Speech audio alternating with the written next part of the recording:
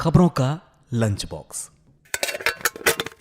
नमस्कार, आदाब, सत श्री अकाल। मैं हूं आपके साथ अभिषेक गुप्ता और आप सुन रहे हैं रेडियो मनी 9 पर खबरों का लंच बॉक्स। त्योहार से पहले कितनी महंगी हुई दालें? कर्नाटक ने गिग वर्कर्स के लिए कितने लाख रुपए का बीमा कवर किया जारी? भारत ने कुछ प्रोसेस्ड खाद्य पदार्थों पर कितना घटाया आयात शुल्क? बताएंगे आपको।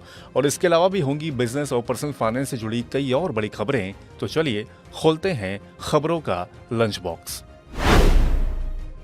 इस बार त्योहार पर दाल खाना महंगा पड़ने वाला है। जी हाँ, त्योहार शुरू होने से ठीक पहले ही दालों की महंगाई आसमान पर है। अरहर दाल, चना दाल और मूंग दाल की कीमतों में जोरदार उछाल देखा जा रहा है। एक साल पहले के भाव से अगर तुलना करें तो अरहर दाल का भाव 45% से ज्यादा बढ़ चुका है। उपभोक्ता विभाग के आंकड़े बताते हैं कि सोमवार को दिल्ली में अरहर दाल का औसत भाव 167 रुपए प्रति किलो दर्ज किया गया है, जो एक साल पहले 115 रुपए हुआ करता था। इसी तरह एक साल में चना दाल की कीमत भी 18% बढ़कर 85 रुपए प्रति किलो और मूंग दाल की कीमत भी 18% बढ़कर 118 रुपए प्रति किलो हो गई है। इस साल खरीफ दलहन की खेती पिछले साल के मुकाबले पिछड़ी हुई है। ऊपर से अगस्त के दौरान मानसून की बरसात भी कम रही है। इन्हीं वजहों से दाल का उत्पादन घटने की आशंका जताई जा रही है। लंच बॉक्स में अगला टिफिन खोलते हैं तो उसमें से निकल कर आती है कर्नाटक के गिग वर्कर्स के लिए बढ़िया खबर।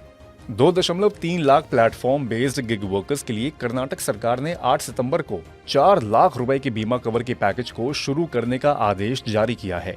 इसमें स्विगी, जोमैटो, अमेजॉन, फ्लिपकार्ट और बिग बास्केट जैसी ई कॉमर्स कंपनियों के फुल टाइम और पार्ट टाइम वर्कर्स को शामिल किया जाएगा। आदेश में कहा गया है कि कर्नाटक राज्य गिग श्रमिक बीमा योजना को कर्नाटक राज्य असंगठित श्रमिक सामाजिक सुरक्षा बोर्ड के जरिए तत्काल प्रभाव से लागू किया जाना है। ये श्रम कानूनों के तहत श्रमिकों को सोशल सिक्योरिटी प्रदान करने के लिए मुख्यमंत्री सिद्धारमैया की 2023-24 की बजटीय घोषणा को पूरा करता है। इसका पूरा खर्च सरकार उठाएगी। तो अब अगले टिफिन में क्या है? भारतीय दूरसंचार नियामक प्राधिकरण यानी कि TRAI का चेयरमैन प्राइवेट सेक्टर से भी होगा। केंद्र सरकार प्राइवेट सेक्टर के लिए प्रमुख नियामक पदों को खोलने के लिए ट्राई अधिनियम 1997 में संशोधन पर विचार कर रही है। इससे सीनियर कॉर्पोरेट एग्जीक्यूटिव्स को ट्राई का अध्यक्ष बनने में सक्षम बनाने के लिए जरूरी रिक्वायरमेंट्स निर्धारित की जाएंगी। आगामी दूरसंचार विधेयक के तहत विचार किए जा रहे बदलावों के अनुसार संशोधन यह निर्दिष्ट कर सकता है कि नियामक का चेयरमैन निजी क्षेत्र से ही हो सकता है। वर्ल्ड ट्रेड ऑर्गेनाइजेशन यानी कि WTO में नई दिल्ली और वॉशिंगटन के बीच एक बड़े डिस्प्यूट सेटलमेंट के हिस्से के रूप में भारत कुछ फ्रेश और प्रोसेस्ड फूड आइटम्स पर आयात शुल्क को घटाकर 5 से 10% करने पर सहमत हो गया है। Frozen Turkey, frozen duck, blueberries और क्रेनबेरीज जैसी चीजों के आयात पर शुल्क कम किया जाएगा। वर्तमान में इन पर लगभग 30 से 45% का आयात शुल्क लगता है। अगर आप बैंक में FD करवाने जा रहे हैं तो जरा रुकिए, क्योंकि इस साल डिपॉजिट्स के मुकाबले कर्ज की मांग बढ़ने से आने वाले दिनों में बैंकों की ओर से जमा ब्याज दरों में और बढ़ोतरी की जा सकती है। इस साल अप्रैल से अगस्त के दौरान बैंक डिपॉजिट्स में 6.6% की बढ़ोतरी हुई है। इस दौरान क्रेडिट की मांग 9.1% बढ़ी है। अप्रैल अगस्त के बीच डिपॉजिट्स के तौर पर बैंकों के पास कुल 11.9 लाख करोड़ रुपए आए। वहीं इस दौरान बैंकों ने 12.4 लाख करोड़ रुपए के कर्ज बांटे भी हैं।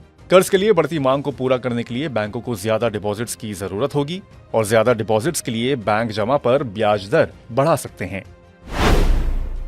लंच बॉक्स के अगले टिफिन में भी एक अच्छी खबर है। गेहूं और चावल की खुदरा कीमतें अब ज्यादा नहीं बढ़ेंगी। FCI ने कीमतों को काबू में रखने के लिए खुला बाजार बिक्री योजना के तहत ई नीलामी में केंद्रीय पूल से 1.66 लाख टन गेहूं और 17,000 टन चावल बेचा है। गेहूं की बिक्री 2,150 रुपए प्रति क्विंटल पर हुई, वहीं चावल की औसत बिक्री 2,956 रुपए प्रति क्विंटल पर की गई। और लंच बॉक्स में आखिरी खबर है एप्पल से जुड़ी। एप्पल यानी कि एप्पल आईफोन से जुड़ी। आज कैलिफोर्निया के एप्पल बेस्ड हेडक्वार्टर से इस साल का सबसे बड़ा एप्पल इवेंट यानी कि एप्पल वंडरलिस्ट इवेंट शुरू हो रहा है। इस इवेंट में आईफोन 15 सीरीज के साथ साथ एप्पल टैबलेट, लैपटॉप और वॉच को लॉन्च किया जा सकता है। ऐसा माना जा रहा है कि इस साल का एप्पल इवेंट खास होगा, क्योंकि आईफोन 15 में कई बड़े अपडेट दिए जा सकते हैं। साथ ही नई स्मार्ट वॉच और एप्पल एयरपॉड को भी लॉन्च किया जाएगा। अब भारत में लोग इस इवेंट को एप्पल की वेबसाइट, एप्पल टीवी ऐप और यूट्यूब ऐप पर देख सकेंगे। तो इसी के साथ बंद करते हैं अब खबरों के लंच बॉक्स को। उम्मीद है कि इसमें पेश की गई खबरें आपको पसंद आई होंगी। अगर ऐसा है तो हमें कमेंट करके जरूर बताएं। बाकी ऐसी ही बिजनेस और पर्सनल फाइनेंस से जुड़ी खबरों के लिए सुनते रहिए रेडियो मनी 9 और डाउनलोड कर लीजिए हमारे मनी 9 ऐप को। मैं हूं आपके साथ अभिषेक गुप्ता। अभी लेता हूं विदा। धन्यवाद। खबरों का लंच बॉक्स।